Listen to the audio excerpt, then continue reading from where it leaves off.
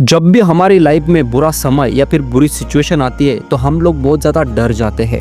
हमें हमेशा लगता है कि अब यहाँ पे हमारी लाइफ की या तो बर्बादी होगी या फिर हमें बहुत बड़े फेलियर का सामना करना पड़ेगा। लेकिन क्या आप लोग ये जानते हो, ये जो फेलियर है ये आपके लाइफ का सबसे बड़ा शिक्षक है। लेकिन आप लोगों को इस पेन को किस तरह से यूज करना है वो ही नहीं पता होता। इसीलिए आप लोग हमेशा डर जाते हो और लाइफ में कुछ नहीं कर पाते हो। जिन जिन लोगों ने हमेशा इतिहास रचा है ना, आप लोग उनकी हिस्ट्री जाकर देखिए। वो लोग लाइफ में एक टाइम पर बहुत ही लो फेज से गुजर चुके होते हैं और इसी अपने दर्दनाक पेन को वो अपना हथियार बनाते हैं और हथियार बनाकर अपने लाइफ को फिर से रीडिजाइन करते हैं। जरा सोचकर देखिए कि इस दुनिया में जितने भी आपके लोग हैं वो आपसे छीन लिए जाए, यहाँ तक कि आपको अकेला कर दिया जाए। अगर आपके पास कोई जीने की उम्मीद ही नहीं बचेगी तो क्या आप लोग खुशी से जी पाओगे? 99% लोगों का जवाब होगा नहीं। लेकिन ये चीज रियल लाइफ में विक्टर फ्रैंकल के साथ हुई है। आप लोग ही इमेजिन करो, सेकेंड वर्ल्ड वॉर के टाइम पे उनकी प्रेग्नेंट वाइफ, उनका भाई और उनकी माँ को गिरफ्तार किया गया और उनके आंखों के सामने एक एक करके उनके फैमिली को खत्म किया गया।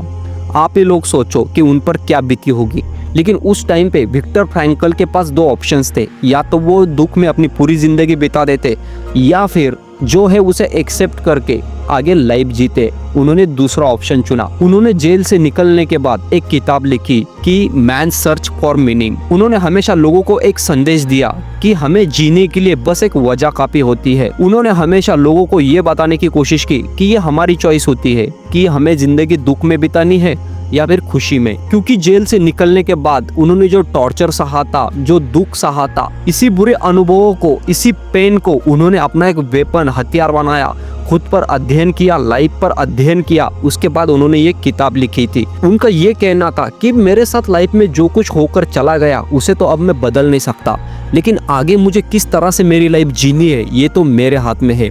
इसीलिए उन्होंने अपने लाइफ को एक नई दिशा दी। स्टीव जॉब, इनको तो आप सब लोग जानते ही होंगे, एप्पल के सीईओ। एक समय ऐसा था कि उनको अपने ही कंपनी से बाहर निकाल दिया गया था क्योंकि उनका एक आइडिया उस कंपनी को बिल्कुल भी पसंद नहीं आया था। लेकिन क्या आप लोग सोच सकते हो, उन्होंने एक नए प्रोजेक्ट पे काम शुरू किया। वो प्रोजेक्ट उस कंपनी को इतना अच्छा लगा कि उन्होंने उनको वापस से हायर कर लिया। तो लाइफ में कोई भी फेलियर आपके क्षमताओं को नाप बिल्कुल भी नहीं सकता, ठीक है। आपकी जो पोटेंशियल है वो आपके अंदर है और वो कहते हैं ना कि हीरे की पहचान सिर्फ जौहरी को होती है, बस वही बात है। अगर आज आपकी लाइफ बहुत ही बुरी सिचुएशन से गुजर रही है या फिर बहुत ही बुरे अनुभव आपको आ रहे हैं तो इस अनुभव से आप लोगों को सीखना है और सीखकर ये जो बुरे अनुभवों का पेन है ना उसे आपको आपका हथियार बनाना है। किताबी नॉलेज या फिर प्रैक्टिकल नॉलेज से जरूरी होता है लाइफ का अनुभव, क्योंकि लाइफ का अनुभव जो होता है ना उसे आप फील करते हो और जो आप फील करते हो उसे आप बहुत अच्छी तरह से समझ पाते हो। तो आपके पास अभी दो ऑप्शंस है।